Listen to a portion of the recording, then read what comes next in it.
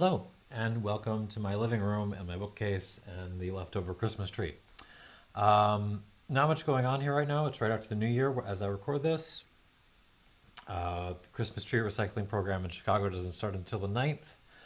And there's really nothing much going on except for the Wonder Woman sequel, which I'm honestly not that interested in. I'm not sure whose idea it was to take their strong female character and make her pine for a man for 60 years, but I don't make the big bucks, so whatever. Okay. So it seemed like with nothing happening, it was would be a great time to dive back into Baijiu. So there's a story behind this. I reviewed this thing. This is Ming River. I rather enjoyed this. I reviewed this last year, and after that, I went to China Place Liquor City in Chicago to buy myself some more baijiu, and I was particularly looking for more Luzhou Laojiao, who made Ming River, because I felt like focusing on those guys, I could kind of get a handle on that style, and then move on from there. Didn't end up working out like that. The one I had my eye on was out of stock when I arrived, so there I was staring at a pile of baijiu without being able to recognize any of the names or brands or anything like that. So what I ended up doing is I ended up asking the guy who was working there. I said, "Look, I am trying to learn baijiu a little bit. What is something I need to know?" And he pointed me towards this. Which I have to say, in retrospect, was a very good decision on his part. This is one to know. Okay, so where do I even start with this? Okay, so Baijiu, to review, is a grain-based spirit, but from a totally different evolutionary pathway from whiskey, right? So for one thing, there's no wash. You're not making a beer before you distill this stuff. You are steaming it. You are mixing it up with this stuff called chu, which is this basically biomass of bacteria and yeast. There is yeast in there, but some fungus. Basically, it's very terroir based. It's a kind of biological summation of the local terroir. You mix that up with your grains. You bury that in a pit. You cover it up with clay. You let it do its thing for weeks up to months. You dig it back out, then you steam it again. You collect the steam because, of course, that's got alcohol in it, and that's your baijiu. And then you age it, but not in oak. You age it ceramically. You age it in basically big amphora. Amphorae, sorry. That is the plural. So it's just, again, grain-based, but just in an entirely different sort of way of approaching the project of distilling, grain. Now, so this Moutai has a bit of a long history to it. So Moutai is made by Kweichow Moutai, is the company. They got their name because it's from the village of Moutai in the province of Guizhou, which makes it kind of easy. By the way, if you're watching this for a laugh because you want to sort of, it's just, weird, I don't know, whatever derogatory terms you want to throw at this. It's worth remembering that in 2017, as I recall, this company, Guizhou Maotai, became bigger than Diageo. Diageo, the ones who own like half of Scotland, these guys are bigger than them.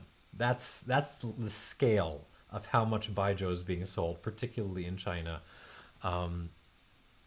So just keep that in mind as a point of reference for this is serious stuff. So the thing about Moutai is it's not the oldest distillery. Actually, it was originally a bunch of distilleries, and they kind of came together. Not the oldest by far, but one of the first to really scale up production.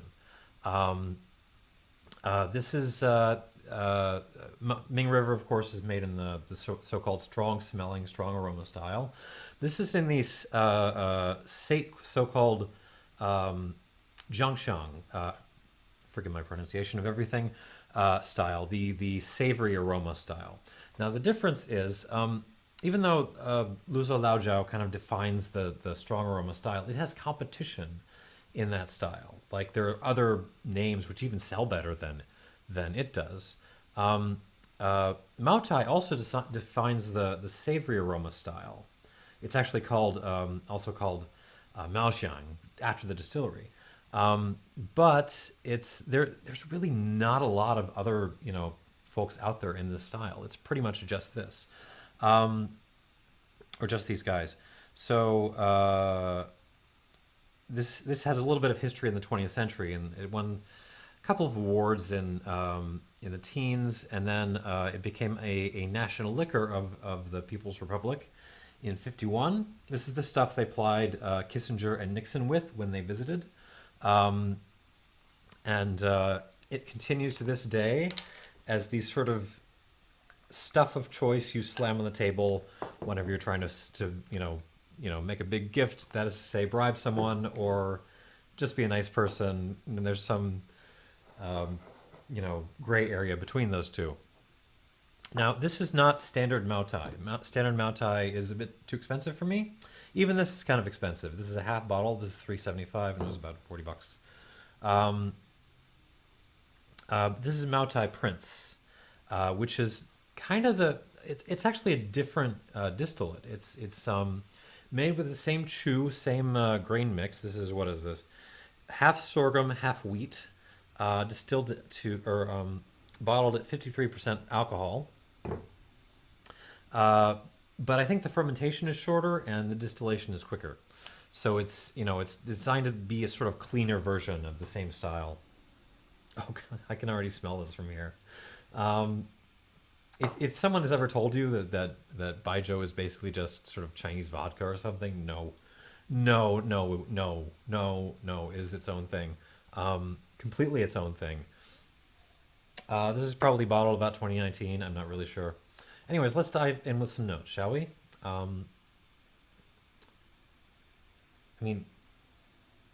Sort of just tons of things going on. So first of all, it's aggressively fruity. Very fruity, very lemony. Lots of different kinds of like lemon pulp, but also lemon zest, some like lemon essence. The little bottles that you buy for like $8. But it also has like a cheese note in it, like a stinky French cheese, Roquefort cheese. Think of that. It's less sticky than Ming River was. This is much more on the citric notes. Grapefruit as well, grapefruit peel. Dried pineapple, most definitely. Some dried orange as well. But, orange is maybe rotting a little bit and you covered it in stinky cheese. And a little hint of like a kind of hippie toothpaste note, like mint, but also fennel, that kind of thing.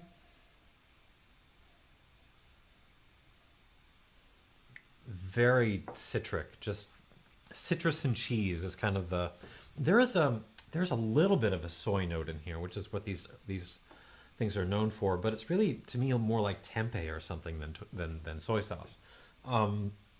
It's more the beans, and very mineral, actually. There's a little kind of like a metal smoke, almost something that reminds me of like Alsatian Pinot Blanc. It's very sort of aggressively tart sort of wines that make up there. On the palate,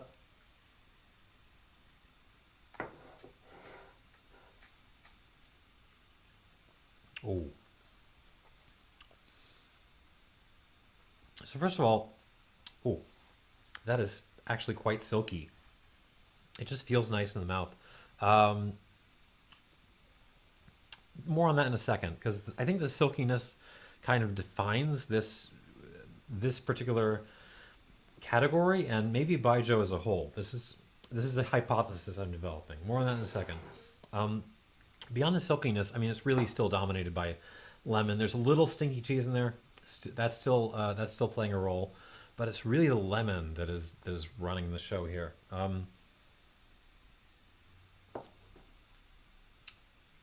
Yeah, you're in a nice cocktail bar and somebody's toasted the lemon peel for you. Also the orange peel, so long as we're at it. Lemon essence again. A little tempeh again. Like that sort of orange, grapefruit. I mean, it's just tons of citrus, different citrus stuff going on here. Pineapple, definitely. A little kiwi. Um, little uh, lychee, little lychee fruit. Um,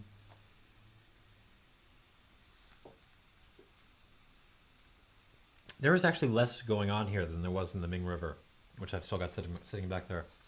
Less flavors going on, but it feels more um, compact and constructed and clean in the way it's set up. There's a little bit of that fennel thing, really more of a salted licorice thing carrying over onto the palate. Um, you have kind of fermenting kiwi, pineapple, a little bit of a plum eau de vie note, like if you distilled your plums. Um,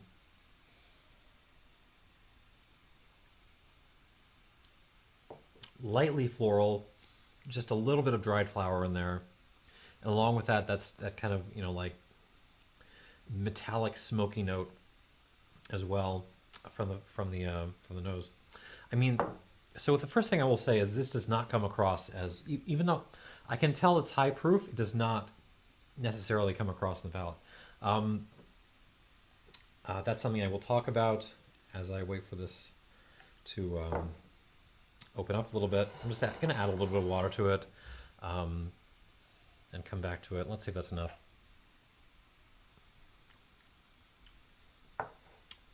Yeah, let that settle down. All right. So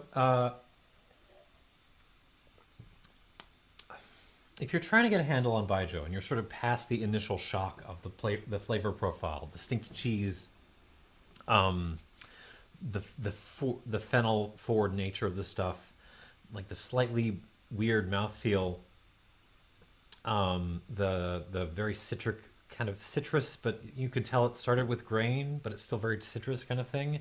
Once you're past all that, um, there's some bafflement as to just why. So first of all, this stuff is expensive. Like again, $40 for a half bottle. That is not cheap. Um, so you have to ask, like, okay, why is this so expensive? Why are people buying this? Because this, I mean, this is not essentially um, more complicated than this little Ming River was, and this was like less than $40 for a full bottle. So you know, what's more, why spend the money for something like this? Aside from the fact that it's meant to be gifted, and you're showing off what a good friend you are, so that someone will do you official favors. Um, I think part of the way you can start to get your head around this is to think champagne. Um, so, take a step back. If you stay in wine for a little bit, a little while, you quickly start to learn that there's no really good reason why champagne should be as expensive as it is, or why you should really buy. So what you learn is that you know there's plenty of folks in France outside of Champagne making really good sparkling wine in a champagne style. They're called cremants most of the time. Um, you can go, spend 20, $25 in Spain on a Gran Reserva cava, which will absolutely sort of, beat the crap out of most champagnes south of the $40, $50 price mark. So you have to ask yourself, okay, why bother spending, money on champagne when it's really just, when a lot of it is just about marketing and the the prestige perception, being able to slap a bottle of Moet or something on a table and impress everyone with how blingy you are. Why bother? Why not just stick to cremants and or I mean, you could go to California and get better bargains than Champagne. And I think part of the answer is the silkiness. Like something about Champagne just feels nice in your mouth. It feels silky, smooth. I know that's a bad word these days, champagne feels smooth, and I feel like Baijiu, as it gets more expensive, is kind of doing that same kind of thing. It's not necessarily more flavors, sort of more complexity. It's more silkiness. It's more, just a feeling of luxuriousness as you hold it in your mouth. And that's not nothing. I mean, that's you know something worth considering in your shopping. And the flip side of that is this would be extremely easy to get shit faced on. I could there are stories out there about Chinese businessmen and stuff and their bottles of Moutai. And I understand, having tried this stuff now. This is extremely drinkable for how strong this is. Like, I could drink this at strength all day, and it would probably kill me before I got tired of it. All right, let's go back to this, having now that it's had some time to air out a little bit. See what it does. Oh. Okay, so it gets even more fruity on me, even more citrus kind of exploding in my face. Less zesty now, more the pulp, more like lemon pulp, grapefruit pulp, some papaya in there, a little lemon, not much. Um, and that mineral note has become more like clay, more like the pots that this stuff is actually aged in for like 2 or 3 years, something like that. Um, and there's a little like the grains that are actually this is actually made from are starting to come through a little bit. There's a little bit of like a baguette that got soggy and it's starting to ferment a little bit. Kind of little hints of that. Yeah, I do like this nose. I mean, it's just Baijiu is fun. And if you're looking for something really different, these things are worth a dive. On the palate,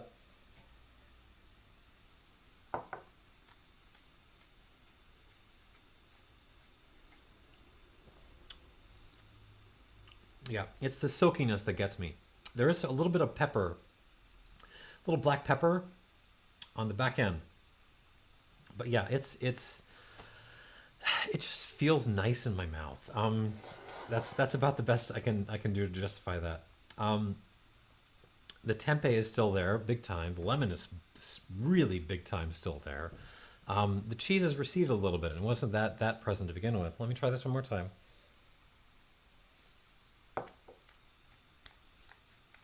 Mm. And there's like a dark chocolate thing to this. Not like the chocolatiness, but I don't know how to explain this. You know how you'll sometimes try like a really, really super dark chocolate and it has a little bit of sourness to it? That's kind of what this is doing. Like, subtract the traditional chocolatey parts, keep the chocolate sour. That's what this tastes like.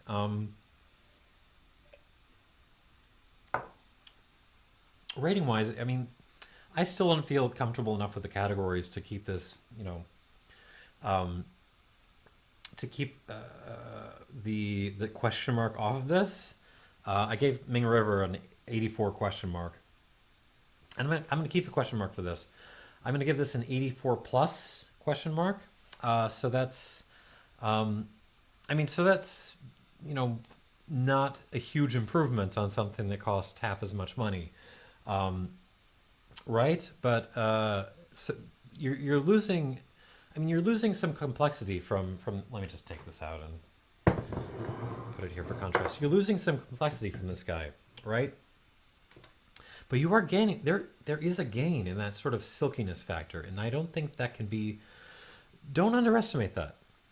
You know, because it's nice, especially if you've been drinking things that aren't necessarily silky for a long time. It just comes across as a welcome change.